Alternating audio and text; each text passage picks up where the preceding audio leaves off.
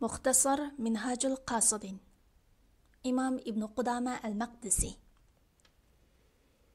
Yaşaş ədəbləri və peyğəmbərlik əxlaqları Taşqı ədəbləri içki pəzilətlərdən deyərək beridi.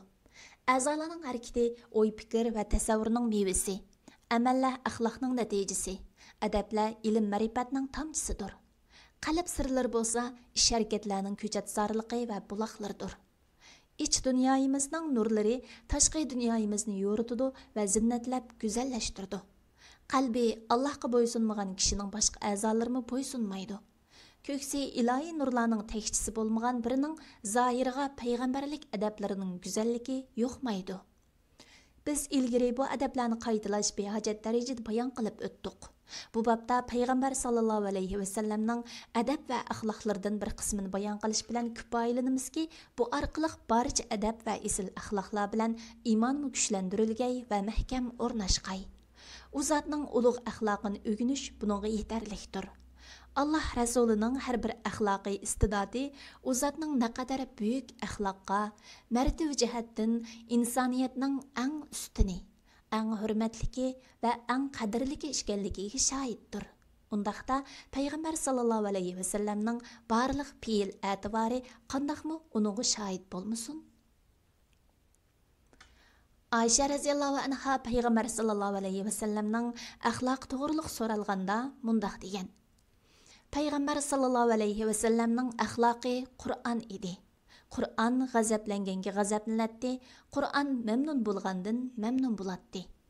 Alloh taolo Peyğəmbər sallallahu aleyhi ve sellem'nin əxlaqını mukammal qilganda o zotni maqtab, "Ey Muhammad, sen haqiqatan büyük əxlaqqa egisan" degan. O'zi ato qilgan, ondan maqtagan Allah barliq ayib nuqsonlardan pokdir. Peyğəmbər sallallahu aleyhi ve sellem'nin ba'zi go'zal əxlaq və sifatlari tuvandikicha.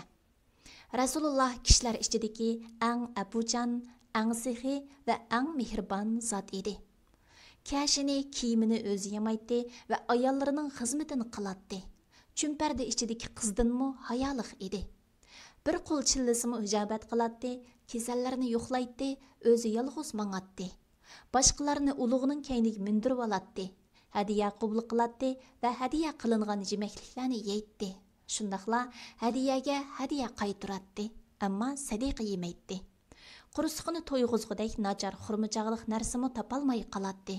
3 kun arqama-arqa bug'doy niniga to'yib baxmagan edi va qurusuqiga ochliqdan tosh tingib olatdi.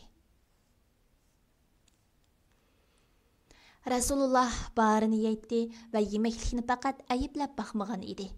Bir narsaga yo'linib tomoq yemaydi va oldidan yeydi.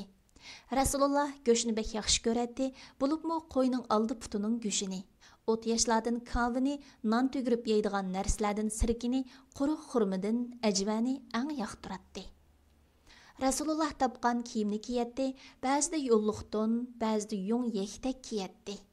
Bəzide tögə, bəzide qicir, bəzide eşek minətdi və yana bəzide yalangıdaq yayaq manatdi. Rasulullah xushpuraqni yaxshi ko'ratdi, badbo'y puraqlarni yomon ko'ratdi. Fazilat ahlini hurmatlaydi, esil kishilar bilan jam bo'ladi. Hamma kishiga adablik bo'ladi, o'ziga o'zir aytgan kishining o'zirisini qabul qiladi. Chaqchaqmi qiladi, ammo haqni so'zlaydi. Past ovozda kuladi, zarra vaqtni Alloh uchun amalsiz yoki o'ziga manfaatlik zarur ishlarsiz o'tkazmaydi. Biroq ayolga yoki xizmatchiga baddua qilib baxmagan edi. Allah yo'lidagi jihatdan boshqa chaqda hech kimga qo'l ko'tarib urmagan edi. Alloh taolo qo'ygan chek-chegara dafsanda qilinmag'icha hech qachon o'zi uchun intiqom olmaydi.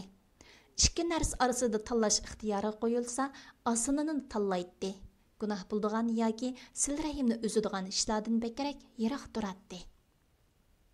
Anas raziyallohu anhu mundaq degan. Mən 10 yıl Peyğəmbər sallallahu aleyhi ve sellem'nin xizmetini qıldım. O zat bana bir aqatimmi vaysab baxmadı. Yoki qilgan ishimga "Nimişqa bundaq qilding?" va yoki "Mundaq qilsang bo'lmasmidi?"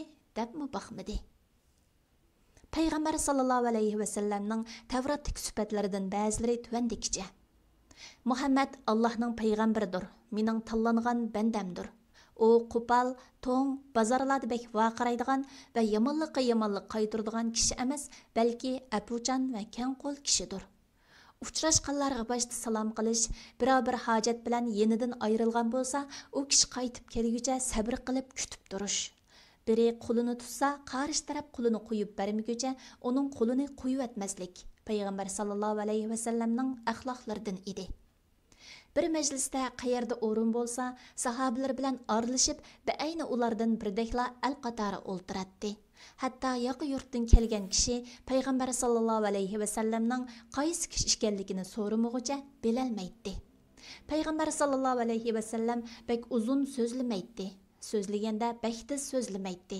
Balki aldirmay, o'rinliq so'zlaydi va tushunishli bo'lsin uchun so'zini takrorlaydi.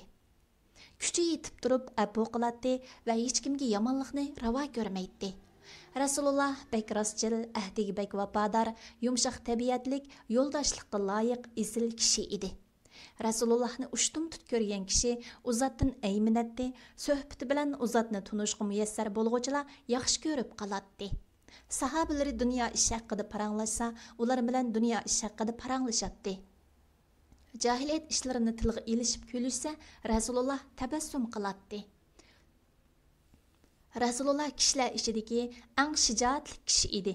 Ba'zi sahobalar aytadi, qattiq jang bo'lganda biz payg'ambar sallallohu alayhi vasallam bilan qo'g'lanatdik. Rasulullah sallallohu alayhi vasallamning qiyofat aloyidaligi. Payg'ambar sallallohu alayhi vasallam bek egizmi, bek pakarmi emas, o'ttir bo'y edi. Rengi nurani, qaramtul emas edi. Chichi uzunmi emas, bek budra yoki bek tuzmi emas, targ'il bo'ladigan choch edi. Chichi quluqining yumshiqiga tushib turadi. Rasulullohning peshonasi keng, qalam qosh, ko'zlari cho'ng va qapqara, kirpiklari uzun, burni tik, ikki mag'zi siliq, soqoli quyuq edi. Bo'yni tangdashsiz go'zal va ayni kumush turikka o'xshaydi. Ko'kriki keng, qursuqi bilan ko'ksi barobar, alqonlari kengri, qo'llari uzun, alqini yipakdanmi yumshoq edi. Alloh taolo payg'ambarimizga, oila tavobatlarga durud, salom yo'llag'ay.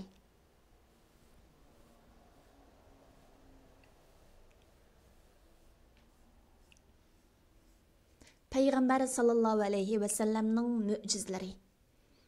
Payg'ambar sallallohu alayhi vasallamning turli hol ahvoliga shohid bo'lgan va uzatning axloqi, ish harakati, insoniyat manfaatiga qilgan tangdoshsiz xizmatlari. Aqlli zotlar va faqihlar bir umr tirishibmi nozik taraflarini egallashga ojiz kelgan shariatning zohirini sharhlashdiki, go'zal ishoratlarni o'z ichiga olgan xabarlarni anglagan kishi buning hiyli bilan qo'lga keltirib bo'lmas bir muvaffaqiyat ekanligida shak qilmaydi. Balki bu muvaffaqiyatning samoviy bir qo'llash, ilohiy bir kuchning yordami bilan mumkin ekanligi uchun putidi.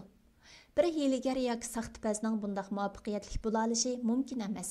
Aksicha, payg'ambar sallallohu alayhi vasallamning shamoili, biografiyasi, isil axloqi, hol va harakatlari rostchilikning eng keskin dalilidir. Rasulullohning eng buyuk mo'jizalaridan va ochiq dalillaridan biri insoniyat o'qishini keltirishdan ojiz g'olib Qur'ondir. Har payg'ambarning mo'jizasi o'zining vafotidan keyin yo'qolgandir. Halbuki Qur'on Karim mo'jizasi mangu qolg'usidir.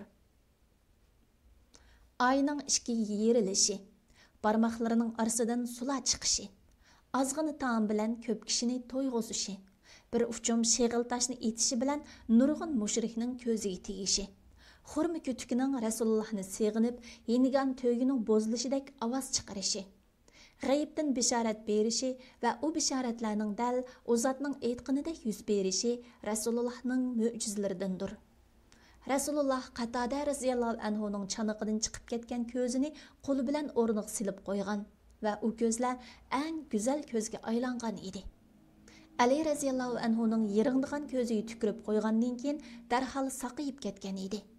U zotning bulardan boshqa hamma biladigan, yushirish mumkin bo'lmagan yana nurg'un mo'jizalar bordir. Allah Taaladan bizlarni payg'ambar sallallohu alayhi vasallamning axloqiy va sifatlariga ergashishga muvaffaq qilishni so'raymiz. Allah karamlikdir, duolarni ijobat qilg'uchidir, hamdu sanolar olamlarning parvardigori Allohga xosdir. Muxtasar Minhajul Qasidin. İmam İbn Qudama el-Maqdisi. Planlag'uvchi doktor Abdulaziz Rahmatullah. Tarjim qilguvchi Abdullah Abdulmajid. Nashr qilguvchi Sajiya İslam Tadqiqot Markazi. Muharriri doktor Abdulaziz Rahmatullah A9 Oğuz. Korrektor Abduvali Abliz Muhammad Barat. Layihalaguchi A Aqhun. 2024 yılı 1. neşri 1. qatim basilishi. İstanbul. Neşr huquqi Sajiya İslam Tadqiqot Markaziga tava. Har qanday o'rin yoki shaxsning xohlagancha ko'paytib tarqitishiga ruxsat qilinmaydi.